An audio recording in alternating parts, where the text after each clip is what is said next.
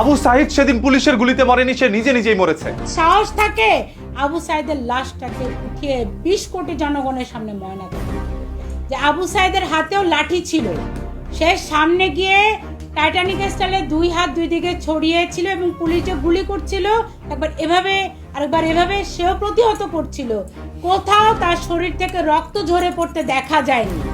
শেখ হাসিনা বা আওয়ামী লীগের কোনো দরকার নাই, শান্তা ফারজানা থাকলেই হবে। জুলাই আন্দোলনের মধ্যে যারা জীবন দিয়েছিলেন তাদেরকেও ফাঁসির দড়িতে ঝুলাবে। শোনেন পুরোপুরি। এবং রাবার বুলেটে মানুষ মারা যায় না, খুব কাছের থেকে যদি কেউ গুলি করে তাহলে তার হাড় ভাঙবে সর্বোচ্চ, সে ব্যথা পাবে অবশ্যই, কিন্তু মারা যাবে না। এই আবু সাইদ যখন পড়ে গেল, বসে পড়লো পেটে হাত দিয়ে, তখন তার বন্ধু উদ্ধার করেছিল প্রথম যে সিয়াম, সেই সিয়ামকে রিমান্ডে নেওয়া হোক, কারণ তাকে উদ্ধার করে নিয়ে হাসপাতালে যাওয়ার সময়টা অনেক লম্বা সময় লেগেছিল। কি হয়েছিল তখন? তাকে সেখান থেকে 3 ঘন্টা লাগে না নিশ্চয় হাসপাতালে যেতে। কি করেছিল 3 ঘন্টায়? এরাই মেরেছে, তার বন্ধুরাই প্রথম শহীদ দেখানোর জন্য আবু সাইদকে মেরেছে। কারণ আবু সাইদের বাবা এক কথা বলেছে, মা এক কথা বলেছে, তার মাথার পিছনে ছিল 1.5 ইঞ্চি মতো একটা ক্ষত। এরাই মেরেছে আবু সাইদকে কোনো ভারী কিছু দিয়ে আঘাত করে। তার উপর আবার আবু সাইদের জন্য বলা হয় যাকে, সে পুলিশ তিনি তো নিজেই বলেছেন যে এই ছেলেটা বেগম রোকেয়া বিশ্ববিদ্যালয়ে পড়ে থাকতো, মাদকাসক্ত ছিল।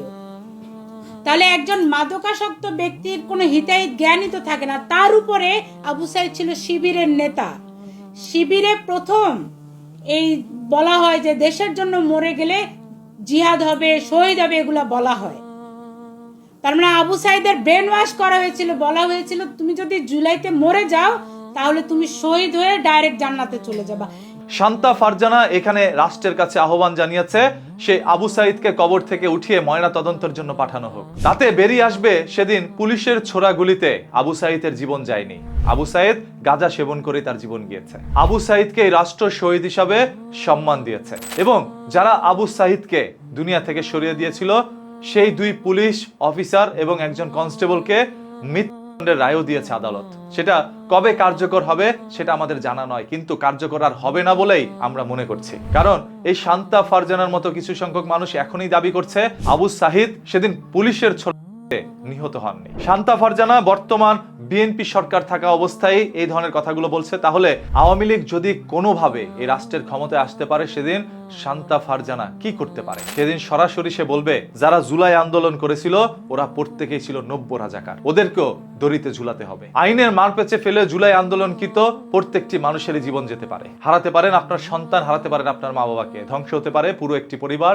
একটি নতুন প্রজন্ম। তাই আমার কাছে মাঝে মাঝে মনে হয় আজ যারা শেখ হাসিনাকে আনার জন্য উঠে পড়ে লাগছেন আপনাদের স্বপ্নগুলো ধূলিসাৎ হয়ে যেতে পারে। শেখ হাসিনা এত সহজে দেশে ফিরে আসছেন না। যেই প্রজন্ম শেখ হাসিনাকে দেশ থেকে বিতাড়িত করেছে এই প্রজন্ম যতদিন আছে ততদিনই শেখ হাসিনাকে আনতে পারছেন না। শেখ হাসিনা যদিও বলেছে এই বছরের শেষে মানে ডিসেম্বর মাসে তিনি এই দেশের মধ্যে ঢুকবেন, তাকে রিসিভ করার জন্য এয়ারপোর্টের মধ্যে লক্ষ কোটি মানুষ নাকি সেদিন আগমন ঘটাবে। এই ঘটনা কতটুকু সত্য বলে আপনার কাছে মনে হচ্ছে কমেন্ট করে জানান।